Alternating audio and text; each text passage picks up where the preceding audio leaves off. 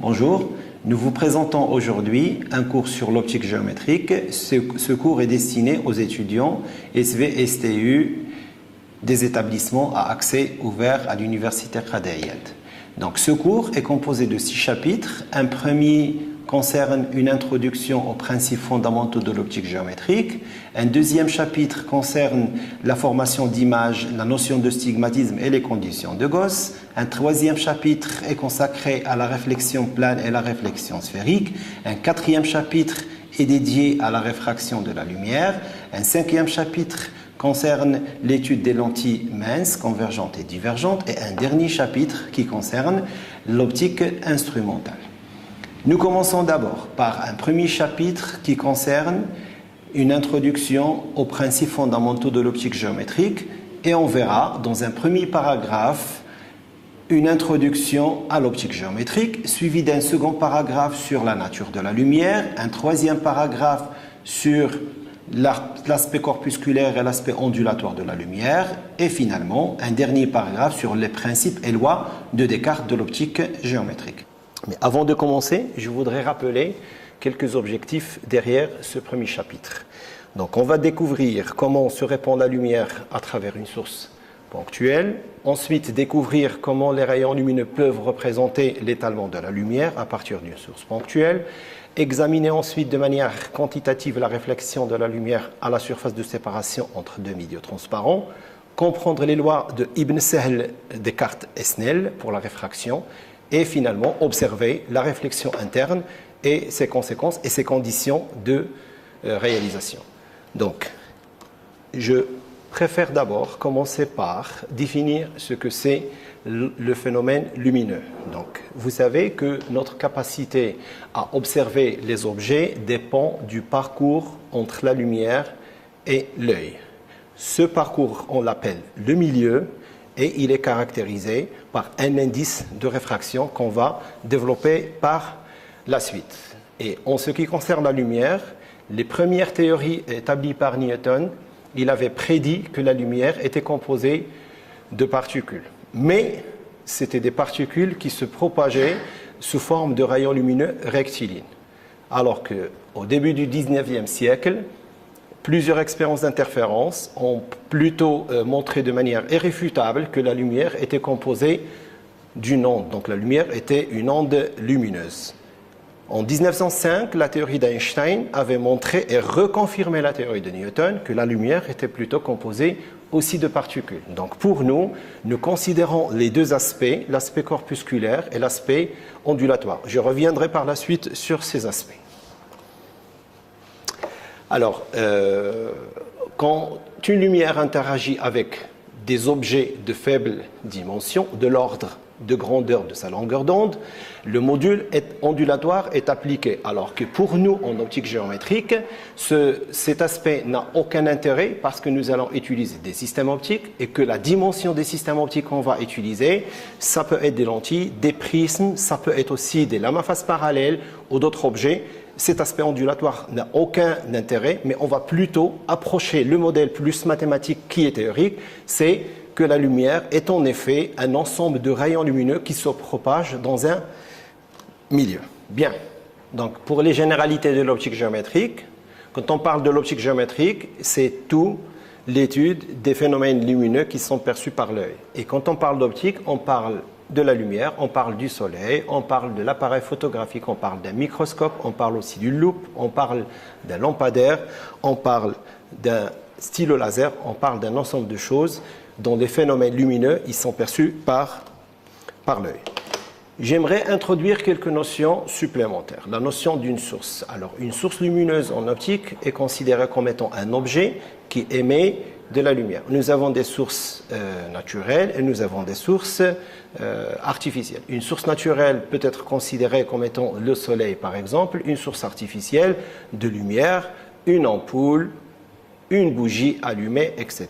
Alors, en termes d'espace où la lumière se propage, ce qu'on appelle le milieu, ce sont des espaces qui sont situés entre l'objet qui donne de la lumière et les récepteurs. Les récepteurs, ça peut être un écran de projection, ça peut être l'œil humain qui reçoit la lumière. On parle aussi d'indice de réfraction. Pour l'indice de réfraction, c'est quelque chose qui caractérise un milieu optiquement transparent homogène isotrope et chaque milieu dispose d'un indice. Si nous considérons par exemple le vide a un indice est égal à 1, l'eau a un indice de 1,33, le verre a des indices à partir de 1,5.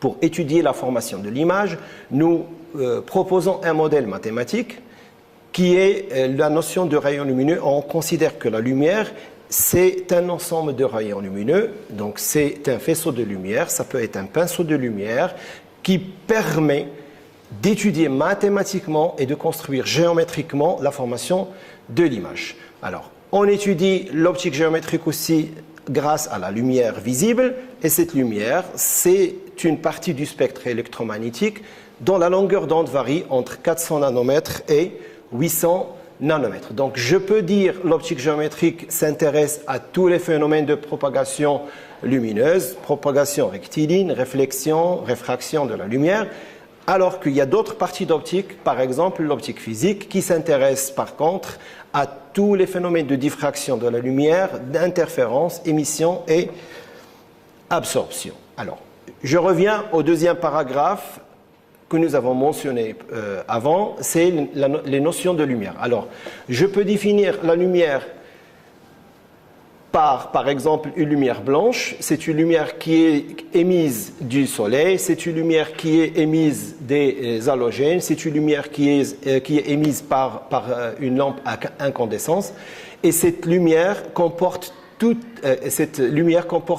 les longueurs d'onde disponibles dans le spectre du visible entre 400 nanomètres et 800 nanomètres.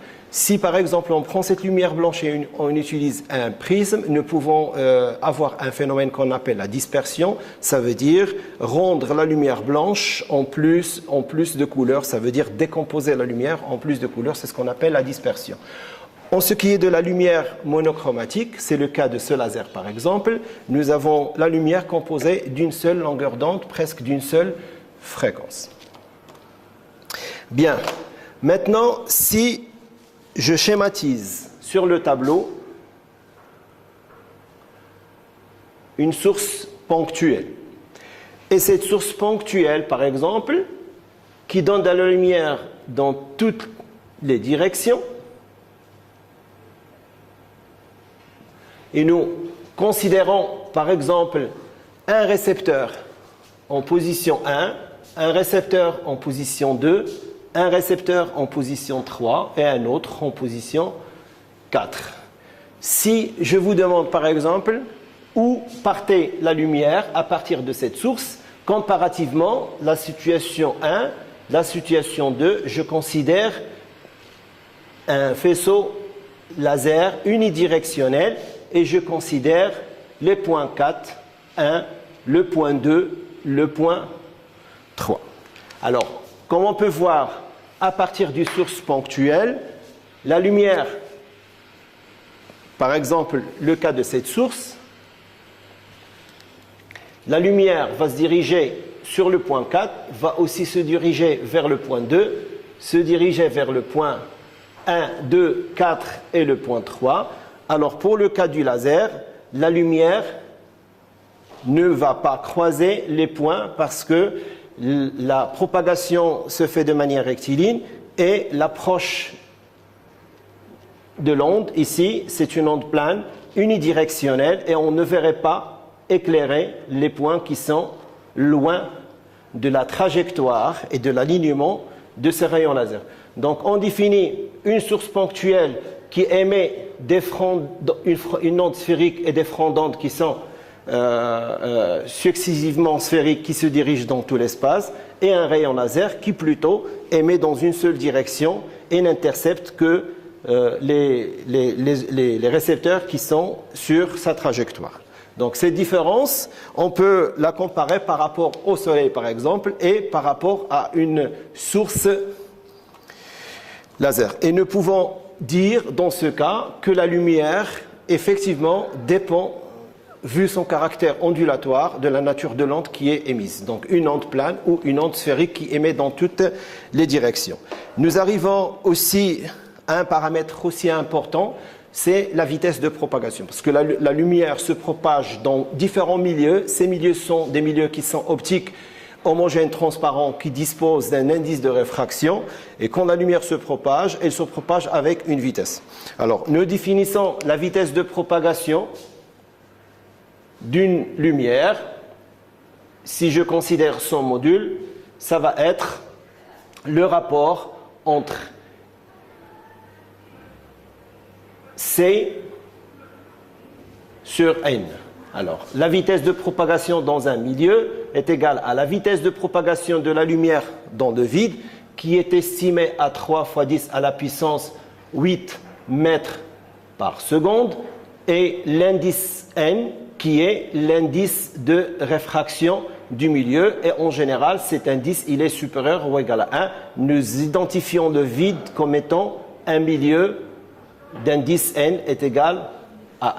Donc, si je reviens pour définir le rapport N, ce serait C sur V, et c'est quelque chose supérieur ou égal à 1. Donc, cette vitesse de propagation, elle est née de l'interaction de la lumière avec le milieu avec lequel elle interagit. Donc, nous reportons sur un tableau les éléments et leur indice. Donc, le troisième paragraphe était consacré aux différentes théories de la lumière. Nous avons déjà énoncé que la lumière avait un comportement ondulatoire, et ce comportement confère à l'onde des propriétés qui sont entre autres une vibration avec un champ électromagnétique. Donc l'onde était composée lors de son mouvement d'une composition entre le champ E, un champ électrique, et un champ magnétique B, et qui se propageait perpendiculairement à la direction 2 à 2 et perpendiculairement à la direction de propagation. Donc le champ E peut être décrit par une vibration E, par exemple, E0, cosinus oméga t moins phi, avec phi phase, E la pulsation et E l'amplitude, et le vecteur unitaire. Alors, si nous avons un champ E dans ce sens, eh bien, nous aurons le champ B plutôt qui est dans ce sens, et les deux, ils sont perpendiculaires, et perpendiculaires à la direction de propagation caractérisée par ce qu'on appelle le vecteur d'onde. Ça, c'est l'aspect ondulatoire. Alors, en ce qui est de l'aspect corpusculaire, donc la lumière était plutôt caractérisée par des particules qu'on appelle des photons. On les note par leur fréquence et une énergie égale à H nu égale à HC sur lambda et une quantité de mouvement. Ces particules n'ont pas de masse, leur masse est égale à 0. Donc, si maintenant nous comparons les deux aspects des rayons lumineux qui proviennent d'une source lumineuse, je reviens sur le cas aussi des rayons que nous avons appelés divergents, et que la lumière était dite composée d'ondes divergentes, et les fronts d'onde sont d'une surface sphérique. Donc, les rayons provenant d'un laser, par contre, sont essentiellement parallèles et divergent difficilement. Donc, le laser, il est aligné et on a très peu de divergence en général. Ce sont des rayons lumineux qui sont appelés des rayons parallèles, et la lumière est dite composée d'ondes planes, et les fronts d'onde de cette lumière laser, c'est plutôt des plans. Voilà. Alors, je vous propose de réaliser une petite expérience pour mettre en évidence le rôle de l'indice de réfraction en optique géométrique. Pour cette expérience, nous aurons besoin de 2 tubes ASC en pyrex. Nous aurons besoin d'un liquide magique et nous avons besoin d'eau. Donc les 2 béchers, l'un est rempli de l'eau, tout simplement, de l'eau de robinet, et le second est rempli d'un liquide magique. D'accord ? Les 2 tubes ASC que j'ai entre les mains sont visibles à l'œil. Alors, l'observation des 2 tubes ASC, c'est des tubes en verre, est possible parce que toutes les lumières environnantes tapent sur ces tubes ASC, ils sont réfléchis vers les yeux, et nous avons ce phénomène de perception de ces tubes ASC. Alors, ma question est la suivante. Dans l'air, je vois bien et clairement ce tube à essai. Qu'est-ce qui va se passer si j'introduis ce tube à essai dans l'eau? Regardez ce qui va se passer. On le voit, et quand je le remplis, et je le vois très clairement. Voilà, on commence quand même à observer le tube rempli d'eau à l'intérieur du bécher rempli d'eau. Je considère le deuxième tube où j'ai un liquide magique et je vais voir ce qu'il va faire à ce tube qui est là. Regardez, alors j'introduis, le tube n'est pas rempli et on le voit toujours. Mais par contre, si je commence à remplir, voilà, le tube à essai disparaît complètement. Donc, comment peut-on mettre en évidence cet aspect-là, ce concept du fait que, en remplissant le tube à essai, je fais disparaître totalement mon tube. Je vais essayer de le ressortir une deuxième fois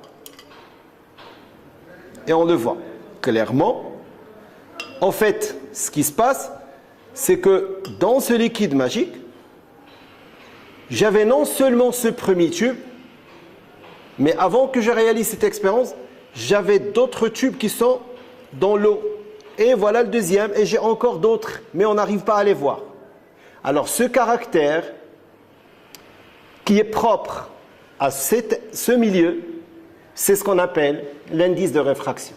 Parce que, comme par hasard, le tube à essai et le liquide que j'ai, qui est l'huile tout simplement de cuisine, ils ont le même indice. Et quand on a le même indice, regardez, ça disparaît complètement. Nous allons établir la relation entre la longueur d'onde lambda, l'indice de réfraction n, la vitesse de propagation dans le milieu et la fréquence nu. Nous avons lambda est égal à v fois t, t étant la période, et nous avons aussi v est égal à c sur n, ce qui nous fait lambda 0 sur n. Lambda 0 sur n étant égal à la longueur d'onde dans le milieu et qui est inférieure à la lambda 0 dans le vide.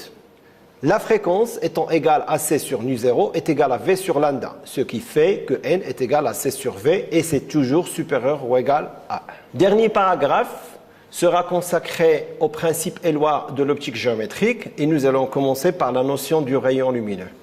En effet, comme je l'ai dit au départ, nous ne pouvons pas se baser sur un modèle qui n'est pas mathématique pour expliquer l'optique géométrique. Et nous avons opté pour un modèle qui est théorique, qui est conféré à la lumière cette notion de rayon lumineux. Ce rayon lumineux, il va être très simple pour nous donner la formation d'image.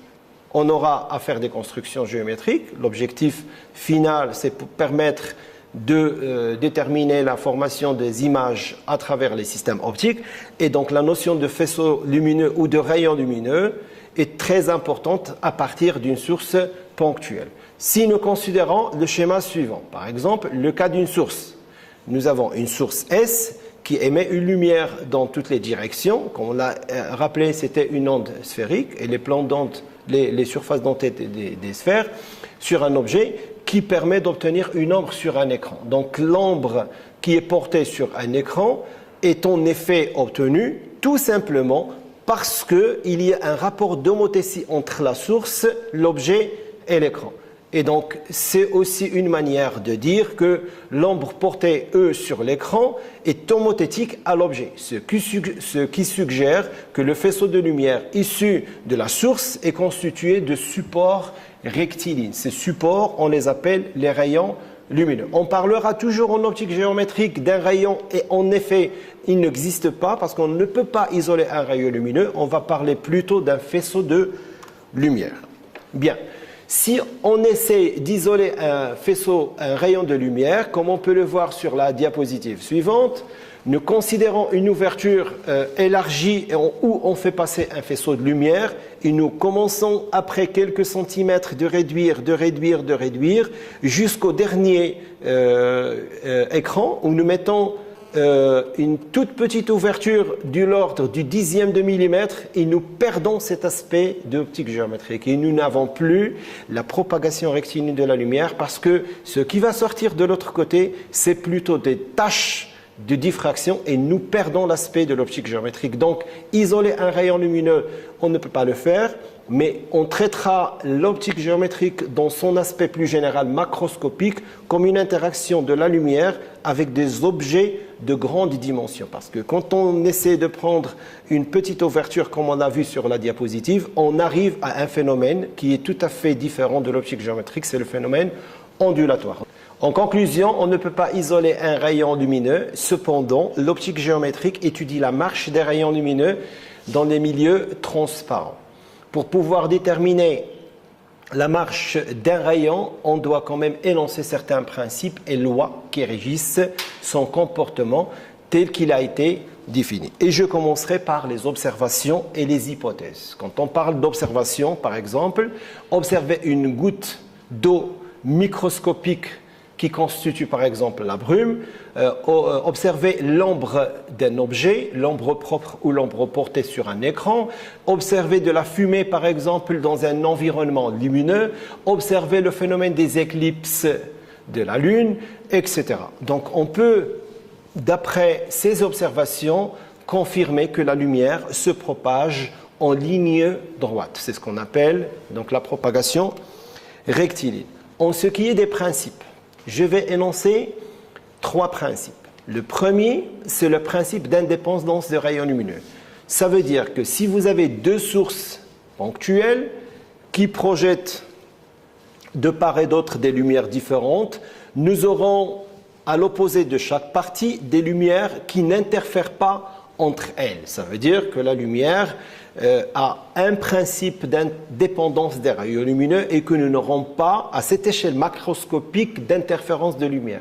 Un second principe, c'est ce qu'on appelle le retour inverse de la lumière. Ça veut dire la lumière va emprunter à l'aller comme au retour le même trajet et elle va se rappeler comme à l'aller et au retour le chemin qu'elle a emprunté, même si le milieu qui est parcouru est composé de différentes séquences d'indices de réfraction très différents. Le troisième principe, c'est le principe de Fermat, qui dit que le trajet suivi par des rayons lumineux pour aller d'un point M à un point M' est celui pour lequel le chemin optique est extrémum. Donc, je reviens pour expliquer le chemin extrémum. Si je considère, par exemple, le chemin optique entre 2 points A et B, A et B, et si je suppose que j'ai un milieu 1 d'indice N1, un milieu 2 d'indice N2, un milieu 3 et un milieu 4, alors la lumière peut faire comme ça, par exemple, peut faire comme ça, peut faire comme ça et peut faire comme ça. Donc j'ai 1, 2, 3 et 4. Donc ce chemin optique est extrémum, ça veut dire la dérivée de L est égale à 0. Donc, c'est ce qu'on appelle le principe de Fermat. Donc, le chemin optique lui-même, on peut le définir comme étant somme des NI, AI, BI. NI, ce sont les indices de réfraction des milieux. AI, BI, ce sont les distances parcourues par la lumière entre le milieu 1, 2, 3 et 4. Mais si nous avons un milieu qui est continu, ça c'est le cas d'un milieu discontinu, si nous avons un milieu qui est continu, on va noter par l'intégrale tout simplement de n fois dl sur toute la trajectoire. Donc j'ai l'intégrale de l'indice produit par l'élément de déplacement. Donc dans les 2 cas, quand on parle du principe de Fermat, j'ai L et extrêmement. J'entame le dernier paragraphe qui concerne les lois de Descartes. Et ces lois de Descartes constituent principalement les lois qui lient les angles d'incidence, les angles de réflexion et les angles de réfraction en fonction des indices des milieux trouvés. Je considère, par exemple, une lumière qui voyage d'un milieu 1 d'indice N1 vers un milieu 2 d'indice N2. Et dans ce cas, je dois décider lequel des deux milieux est plus réfringent que l'autre. Un milieu plus réfringent, c'est un milieu homogène, transparent, isotrope qui possède un indice plus élevé que l'autre. Je prends le cas par exemple de N1 supérieur à N2. Et dans ce cas, je peux dire que le milieu 1 est un milieu plus réfringent que le milieu 2 par cause de des indices. Bien, je considère qu'un faisceau de lumière ou un rayon de lumière qui arrive d'une source ponctuelle vers la surface au point I va subir une réfraction. Donc une réfraction ici est définie comme étant le changement de direction par rapport au rayon initial. Donc la normale à cette surface est étant la droite qui est perpendiculaire à la surface et je définis l'angle entre la normale et le rayon SI comme étant l'angle d'incidence. Alors, parler de la réfraction, c'est parler d'un changement de direction. Et si N1 est supérieur à N2, je vais devoir représenter sur le milieu 2 la trajectoire du rayon IR. SI est appelé rayon incident, N est appelé la normale, S est appelé la surface et IR est appelé le rayon réfracté. Et l'angle de réfraction, c'est l'angle qui est défini entre la normale et le rayon réfracté. Ce schéma est convenable pour une surface plane, mais on n'a pas toujours des surfaces planes. Donc je passe sur la diapositive suivante et on considère un cas de figure où la surface n'est pas forcément plane. Ça peut être une surface qui est sphérique et je vais utiliser les mêmes considérations. Je reviens sur les lois de Descartes pour discuter l'aspect mathématique de ces lois de Descartes. Nous avons initialement N1 sinus I1 est égal à N2 sinus I2 et je vais faire un petit schéma. Je considère le milieu 1, le milieu 2, je considère un rayon lumineux qui arrive au point d'incidence I, je trace ma normale, je repère mon angle I1 et je considère N1. La direction d'incidence, c'est celle au pointillé. Je vais, si N1 est supérieur à N2, je vais avoir un rayon réfracté que je note IR. Et l'angle de réfraction, ça va être I2. Donc, cette loi mathématique N1 sinus I1 peut être mise sous la forme N1 sur N2 sur sinus I1. Puisque N1 est supérieur à N2, j'ai ce terme qui est supérieur à 1. Donc, sinus I2 supérieur à sinus I1. Et puisque les angles I1 et les angles I2 appartiennent à l'intervalle 0 pi sur 2, sur cet intervalle, ma fonction sinus, c'est une fonction qui est strictement croissante et monotone. Je peux déduire de cette relation que I2 est supérieur à I1. Bien évidemment, l'autre cas, si N1 est inférieur à N2, je vais déduire que I1 est supérieur à I2. Bien. Donc, restons sur ce cas. Qu'est-ce que je peux tirer comme remarque? Si mon angle I2 est plus grand que I1, à un certain moment, je vais avoir I2 qui tend vers la valeur de pi sur 2. Dans ce cas-là, je vais avoir l'angle I1 qui est égal à ce qu'on appelle un angle limite, I indice L. J'applique la loi de Descartes dans ce cas. J'ai N1 sinus cet angle IL limite égale à N2 sinus de pi sur 2. Et vous savez que sinus de pi sur 2 est égal à 1. Donc, je vais avoir la valeur de IL comme étant l'arc sinus de N2 sur N1. Bien, cet angle limite va me donner une réflexion totale.